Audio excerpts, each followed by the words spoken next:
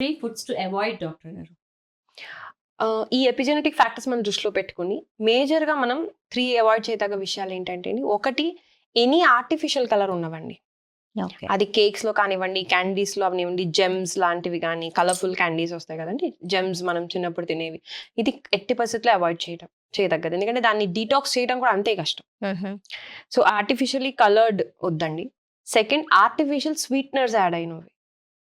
Ketchups, sodas or cool drinks ఇవన్నీ.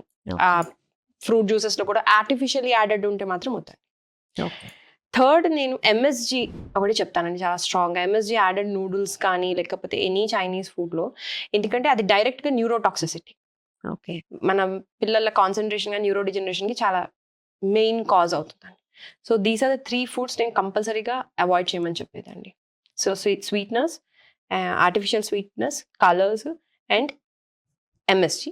Refined foods of course. Refined and any processed foods. Packed chips కానీ ఇట్లాంటివి తగ్గించుంచి, మీరు అవే వాటికి alternatives అన్నిటికి ఆల్టర్‌నేటివ్స్ ఉన్నాయండి. ఈ ఆల్టర్‌నేటివ్స్ కనుక ఇంట్లో చేసి పెట్టగలిగితే చాలా వరకు వాళ్ళ లెర్నింగ్ గానీ, మైండ్ హెల్త్ కానీ, బాడీ హెల్త్‌లో ఇంప్రూవ్‌మెంట్ ఉంటుంది.